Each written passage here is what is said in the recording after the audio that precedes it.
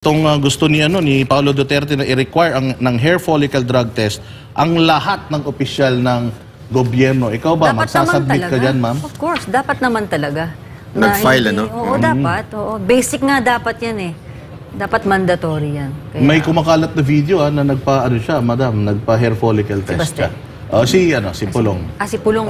Kasi siya panukala siya sa Kongreso na lahat kailangan hair follicle test. Yeah. Lahat Dapat? ng tatakbo. Dapat. Oo. Kasi mantakin mo, yun yung kukuha ka lang ng lisensya. Lisensya lang yun na magpapatakbo ka lang ng sarili mong kotse. Kailangan mo May pa drug test. Ikaw papatakbo ka ng isang distrito o kaya isang bansa. Kahit barangay. O kahit barangay. Ilan ang apektado dyan kung durugista ka? Yun yung sa kotse, ikaw lang apektado. O kaya yung kasama mo, 4 lang kayo. Pinapadrug test nyo pa. O, di ba? Kahit nga humawak ka lang ng, di ba, LTAP, PTC, kailangan mo i-drug test. Yung pa kayang humawak ka ng buong bansa, Mismo. walang drug test? Baka kasi daw walang pumasa. Ayun lang. Baka wala na maging presidente din. Baka natay. Oo, problema. Baka wala na matira sa Kongreso at Senado. Wala na Pati matira yan. sa Kongreso. Baka maubos yung kalahati ng Kongreso, ng Kamara. Sigurado yan. Kasi, nako po, ang dadaming pera ng tao dyan. Yan ang, yan ang Dapat pala, bisyo ng... sinama na rin HIV dyan. Pwede ba yun? Bakit? Sa dami nung may mga kabit sa kamera. Baka magkalat pa mga yan. Oo, baka magkalat pa yung mga yan. Siyempre, kung sino-sinong pinapatulan yan. Tapos yung pinapatulan yan, may boyfriend. O yung boyfriend, pumapasok sa ibang kuweba. Nako po, ayun na.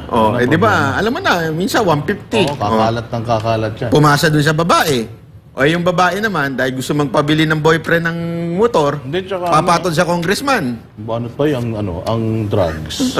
Ano yan? Parang ang mga kasama niyan, sugal, babae, talagang yun, kasama yun. Kaya tama yung sinasabi mo.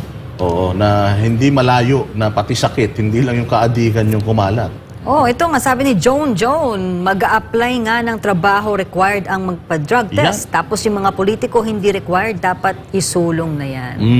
Sa Mocagus nga regular yan Meron kami mga surprise. Pregnancy test. Drug test. Huwag naman sabihin Mocha Girls, yung production, mapagkamalang pa yung mga girls. Hindi yun dahil may pinaghihinalaan kami.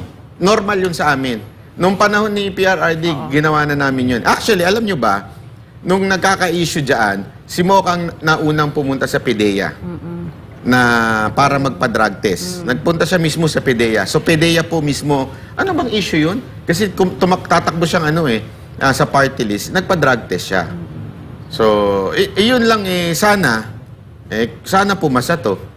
Kaya lang, papayagan kaya ito ng mga adik na mga congressman? Hindi, tsaka alam mo naman, akit pa sa Senado yan, pipirmahan pa ng presidente yan.